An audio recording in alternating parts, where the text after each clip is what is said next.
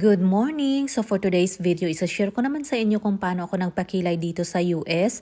Usually yung presyo nila dito ay nasa 300 to 350 US dollar depende kung saan ka magpagawa ano. Ito pala yung ino-offer nilang shading ano. So yung napili natin sa pinakababa, yung nano strokes with shading.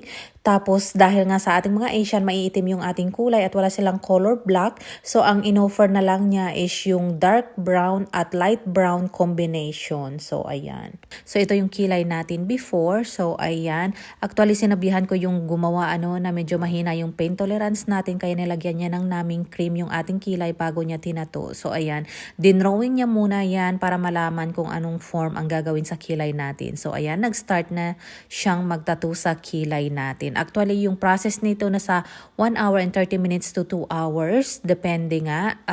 At saka maraming punas-punas ang gagawin niya dyan sa kilay mo. Ano? So, after niyang itattoo yan, ipapadouble check niya sa'yo kung okay na yung form or if may ipapadagdag ka or ipa-filling dyan sa ginawa niya. Ano? Kaya ilang beses niya din ako tinanong kung okay na yung form niya. So, ayan.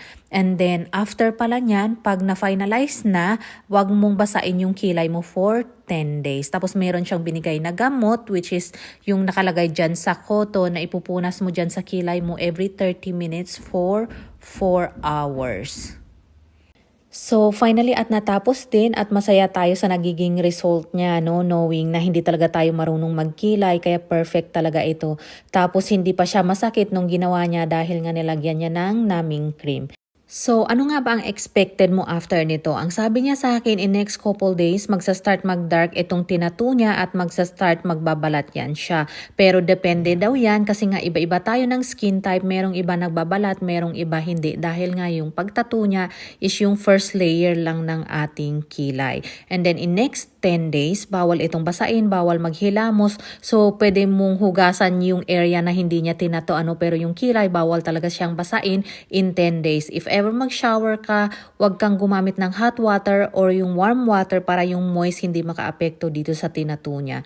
Ito pala yung update in 7 days. Kung napapansin ninyo, nagsa-start na siyang magbalat. So, ayan.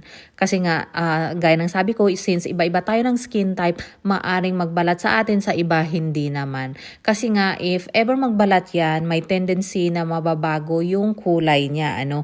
And if ever gusto mo magpa-retouch or ipabago yung mga nawalang line na nilagay niya kasi nga gumamit siya ng hair stroke at saka yung shading type, pwede mo yun ipaulit pero additional fee yun siya. So, ayan.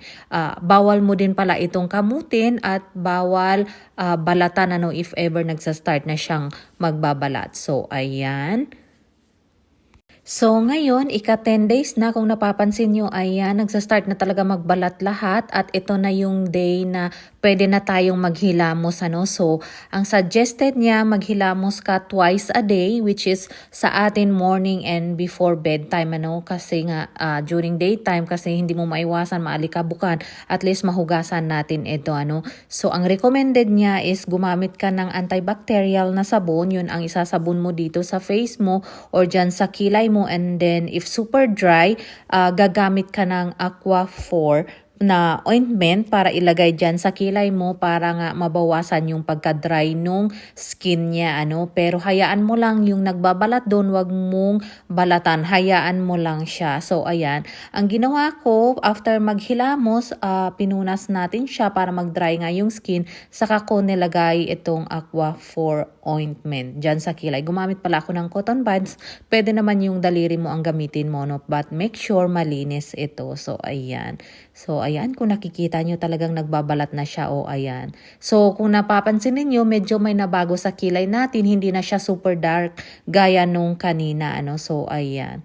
So, hindi talaga ako nakatiis. Tinanggal ko talaga siya. So, ayan. So, ayan, ano. At ito pala ang update after 13 days, ayan, totally nawala na lahat, nagbalat na talaga siya lahat. So, ayan, ito na yung final look natin. So, kung napapansin ninyo, hindi na super dark kasing dark nung unang araw na pagkagawa niya, no? Pero yung line, yung form, andyan na, medyo hindi lang siya dark konti.